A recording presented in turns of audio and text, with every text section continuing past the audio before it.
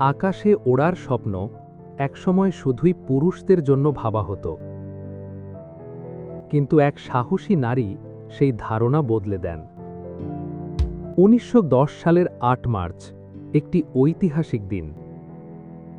সেদিন প্রথমবারের মতো কোনো নারী আনুষ্ঠানিকভাবে পাইলট লাইসেন্স পান।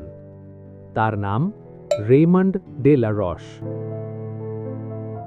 ১৮৮২ সালের ২২ অগাস্ট ফ্রান্সের রাজধানী প্যারিসে জন্মগ্রহণ করেন তিনি। তার আসল নাম ছিল অ্যালিস রেইমন্ড ডে রোশ। ছোটবেলা থেকেই তিনি ছিলেন সাহসী এবং নতুন কিছু শেখার প্রতি আগ্রহী। মোটরসাইকেল ও গাড়ি চালানোর প্রতিও তার আগ্রহ ছিল। পরবর্তীতে তিনি একজন অভিনেত্রী হন এবং মঞ্চে নিজের নাম নেন রেইমন্ড ডে লা রশ। ১৯০০ দশকের শুরুতে বিমান প্রযুক্তি ছিল একেবারে নতুন। যখন তিনি রাইট ব্রাদার্সের উড্ডয়ন দেখেন, তখনই তার মনে জন্ম নেয় আকাশে ওড়ার স্বপ্ন। তিনি সিদ্ধান্ত নেন তিনি শুধু দর্শক হয়ে থাকবেন না, তিনি নিজেই আকাশে উড়বেন। তিনি ফ্রান্সের একটি ফ্লাইং স্কুলে প্রশিক্ষণ নেন। ১৯০৯ সালে তিনি প্রথমবারের মতো একটি বিমান চালাতে সক্ষম হন। তার প্রথম ফ্লাইট খুব দীর্ঘ ছিল না, কিন্তু এটি ছিল একটি ঐতিহাসিক সূচনা। তার কঠোর প্রশিক্ষণ এবং সাহসের ফল আসে খুব দ্রুত। ১৯১০ সালের ৮ March aero club the France তাকে পাইলট লাইসেন্স নম্বর ৩৬ প্রদান করে। এই লাইসেন্সটি ছিল ফেডারেশন এরোনটিক ইন্টারন্যাশনাল অনুমোদিত। এর মাধ্যমে তিনি হয়ে যান বিশ্বের প্রথম লাইসেন্সপ্রাপ্ত নারী পাইলট। লাইসেন্স পাওয়ার পর তিনি ইউরোপ ও অন্যান্য দেশে বিভিন্ন এভিয়েশন প্রদর্শনীতে অংশ নেন।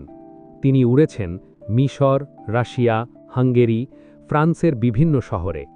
তার সাহসিকতা দেখে অনেক মানুষ তাকে ডাকত দ্য বার্ড ওম্যান। তার যাত্রা ছিল না সহজ। তিনি কয়েকবার ভয়াবহ দুর্ঘটনার শিকার হন। একবার বিমান দুর্ঘটনায় গুরুতর আহত হয়ে প্রায় ২ বছর উড়তে পারেননি, কিন্তু তিনি হাল ছাড়েননি। সুস্থ হওয়ার পর আবার আকাশে ফিরে যান। ১৯১৩ সালে তিনি ফেমিনা কাপ জিতে নতুন দূরত্ব রেকর্ড স্থাপন করেন। ১৯১৯ সালে একটি পরীক্ষামূলক বিমানের সহ পাইলট হিসেবে ওড়ার সময় দুর্ঘটনায় তিনি মারা যান। তার বয়স ছিল মাত্র ৩৬ বছর, তবে তার স্বপ্ন এবং সাহস ইতিহাসে অমর হয়ে থাকে। রেইমন্ড ডে লা রশ শুধু একজন পাইলট ছিলেন না, তিনি প্রমাণ করেছিলেন আকাশ কারো একার নয়। তার সাহসের কারণেই আজ বিশ্বের হাজার হাজার নারী পাইলট হিসেবে কাজ করছেন। ১৯১০ সালের সেই লাইসেন্স শুধু একটি কাগজ ছিল না, এটি ছিল নারীর স্বাধীনতা এবং সম্ভাবনার প্রতীক।